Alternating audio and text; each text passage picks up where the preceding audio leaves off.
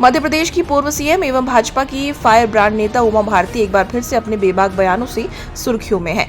हिमालय क्षेत्र की यात्रा के बाद उमा भारती मध्य प्रदेश लौट आई है। उन्होंने देश में भाजपा की कम सीटें मिलने और यूपी में अच्छा प्रदर्शन नहीं करने को लेकर बड़ा बयान दिया है। इसके बाद उमा भारती भोपाल के लिए रवाना हो गई। मध्य प्रदेश की पूर्व मुख्यमंत्री उमा भारती पिछले कुछ दिनों से उत्तराखंड की यात्रा पर थी। वे हिमालय क्षेत्र में भ्रमण कर रही थी। वे शनिवार को ग्वालियर पहुंची, जहां से सड़क मार्ग से शिवपुरी पहुंची। स्थानीय कार्यकर्ताओं से मुलाकात के बाद उमा भारती भोपाल रवाना हो गई। इस दौरान उमा भारती ने मीडिया के सवालों के जवाब दिए। मीडिया से बात करते हुए उमा भारती ने बड़ा बयान दिया है। जब मीडिया ने भाजपा के 400 पार के नारे के बारे में पूछा तो उमा भारती ने कहा कि मेरी तो इच्छा थी कि 500 सीटें जीतते, लेकिन भगवान सबकी इच्छा पूरी नहीं करते। जब उमा भारती से उत्तर प्रदेश में भाजपा को कम सीटें मिलने पर सवाल किया तो उमा ने कहा कि सामाजिक व्यवस्था को धार्मिक व्यवस्था से नहीं जोड़ना चाहिए। उमा ने कहा कि यह जरूरी नहीं है कि हर राम भक्त भाजपा को वोट देगा, ऐसा अहंकार हमको नहीं पालना चाहिए। उमा भारती इतना कहकर भोपाल के लिए रवाना हो गई।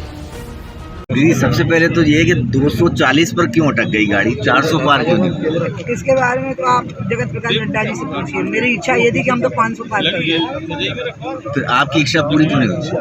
अब भगवान हर इच्छा थोड़ा ना पूरी करते। लोग कहते हैं बीजेपी अहंकारी हो गई, क्या लगता है आपको, क्या अहंकार आ गया?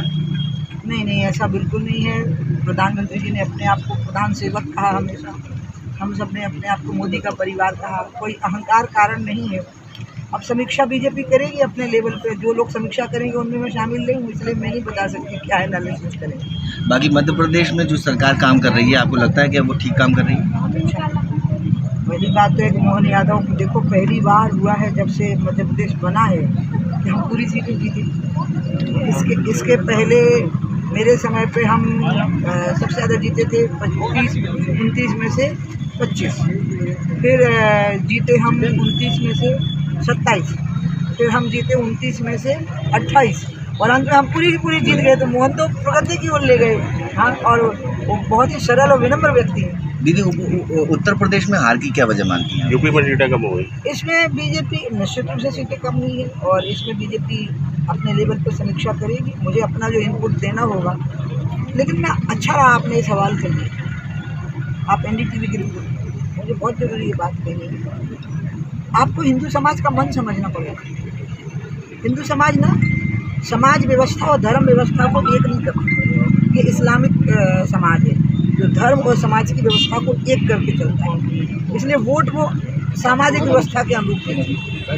लेकिन इससे उनकी राम भक्ति कम हो गई या वो राम के भक्त नहीं है, ऐसा बिल्कुल नहीं। अयोध्या को लेकर वो राम के भक्त हैं, लेकिन वोट बीजेपी को नहीं देना चाहते थे। हर राम भक्त बीजेपी को वोट देगा, ऐसा अहंकार हमको नहीं पालना चाहिए।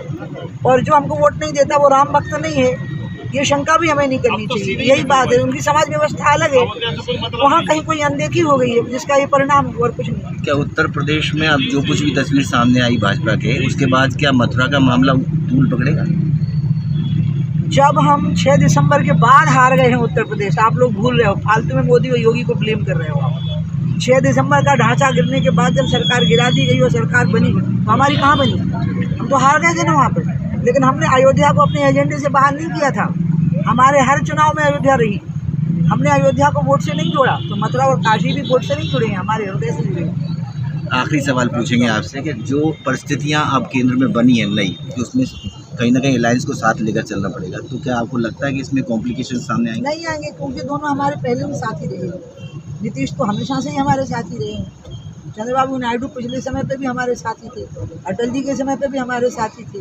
तो ये हमारे लिए फॉरेन एलिमेंट नहीं है, विजातीय तत्व नहीं है। हम तो पहले भी मिलकर काम किए हैं, साथ में काम किए हैं, सहमति से काम किए हैं। ये हमारे पुराने लोग हैं, चले थे साथ मिलकर, चलेंगे साथ मिलकर। बहुत